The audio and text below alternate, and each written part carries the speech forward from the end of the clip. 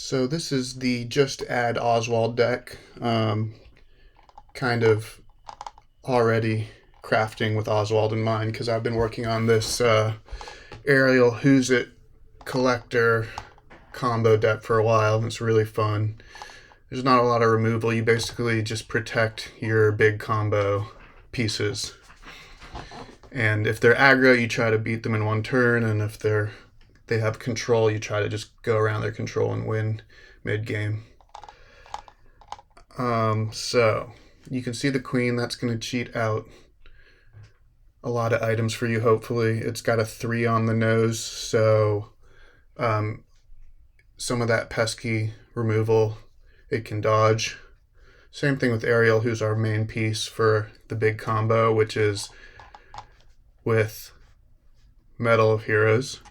And you really have to get 2 on her for it to be like a one-turn kill type thing. But even with 1 on her, if you untap her a few times, she's questing for half your total lore needed. So Oswald is insane with the Aurora Lore Guardian. Basically, Oswald, he's fine early in the game, but you really want a mid to late game to try to make the combo work really smoothly, and just have more options for executing the combo. So basically with Aurora, you're going to be tapping all of these items you've been playing for cheap or for free to scry, and you can use that as the Oswald filter to cheat the stuff out for Oswald. And of course when you cheat stuff out with Oswald, Ariel's going to untap, right?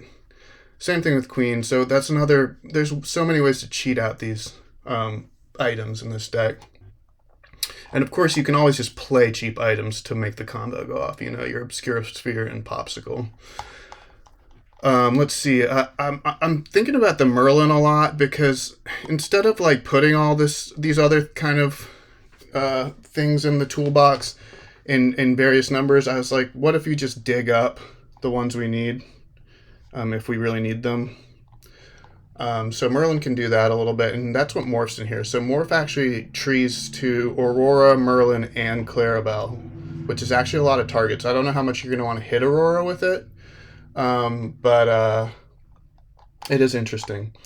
Of course, there's the standard Maurice's Workshop draw cards, Hiram's draw cards, and then the Clarabelle's our other option for drawing cards, right?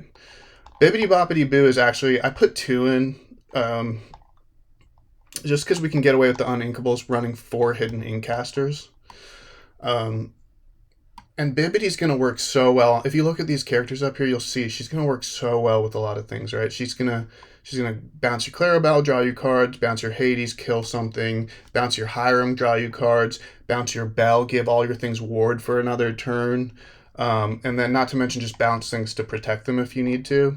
So I think this is like, normally there wouldn't be any actions or songs in this deck, which is good because there's a lot of this Pete crap going around where you want to dodge that anti-action stuff with this item deck. Let's see.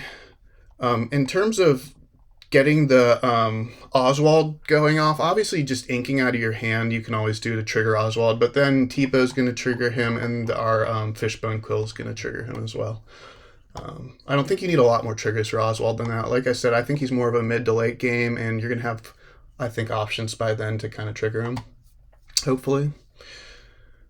I think that's everything else I think you can recognize from just seeing and play a lot, obviously. But yeah. Hopefully this deck is already good. It already does well against like red-blue, like at least 40-60, but it might even be 50-50. And then it can just randomly win if your stuff lines up correctly. So, but anyway, let me know what you think.